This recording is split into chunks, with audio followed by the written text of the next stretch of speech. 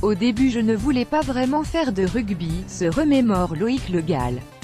Il faut dire que dans la famille Le Gall, le ballon ovale est une tradition. Mon grand-père jouait au poste de 3e ligne, mon oncle en numéro 9 et mon père jonglait entre ailier et arrière.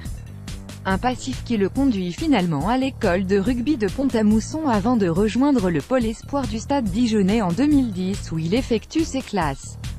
Lorsque je suis rentré au pôle espoir, je jouais plutôt centre puis j'ai commencé à passer à l'arrière lors de ma dernière année. Une révélation pour ce joueur d'1,90 m pour 92 kg. Ce passage en 15 lui ouvre les portes du centre de formation du Racing.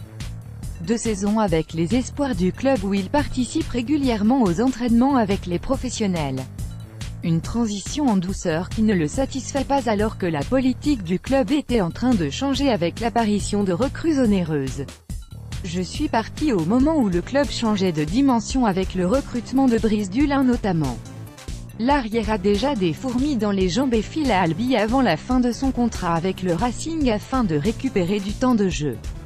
Loïc Le Gall, Albi Icon Sport. À Albi, il y avait trop de personnes extérieures qui polluaient la vie du club. Un passage de 3 saisons dans le Tarn où il enchaîne les matchs dans un contexte particulier. En 3 ans passés au SC Albi, j'ai connu 4 entraîneurs différents.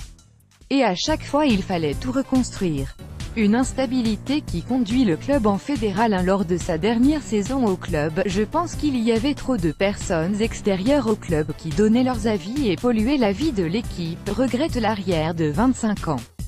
Une dernière saison où il préfère retenir sa deuxième partie de saison en tant que titulaire et ses 26 points pris lors des 10 derniers matchs alors que les Albigeois n'en avaient pris que 31 sur les 20 premiers. Il évite le passage en fédéral avec les jaunes et noirs en tapant dans l'œil du staff de Nevers qui monte en Pro D2. Le choix est rapidement fait pour l'ancien Dijonnais qui décide avec 5 autres compères albigeois de partir pour la Nièvre et se promue au gros moyen, 5e budget de Pro D2. Loïc Le Gall, Nevers Icon Sport. J'ai tout de suite été impressionné par les infrastructures du club qui n'ont rien à envier à celles dont disposent les clubs de top 14. Une intégration express et voilà l'ancien albigeois titulaire au poste d'arrière. Je n'ai jamais joué autant de matchs que cette année. Le Gall enchaîne 19 feuilles de match dont 18 titularisations.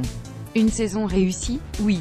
Mais le jeune arrière a aussi connu des périodes compliquées avec des blessures, comme cette déchirure au ligament du poignet gauche qui le met hors jeu un mois juste avant les vacances de Noël. Un moment difficile, qui s'ensuit d'un autre avec des entorses à la cheville et au genou qui perturbent sa fin de saison. Aujourd'hui, le Nivernais va mieux et espère accrocher les phases finales. Mathématiquement c'est possible, on n'a rien à perdre.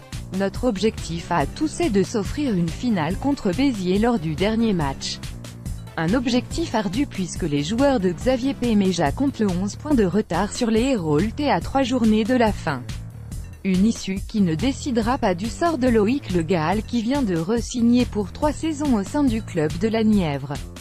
Mon objectif pour la saison prochaine à titre de personnel c'est de continuer à accumuler du temps de jeu. Et si le club ne se qualifie pas pour les phases finales cette année, on fera tout pour y aller la saison prochaine. En espérant fouler les pelouses de top 14. Partez aux combes.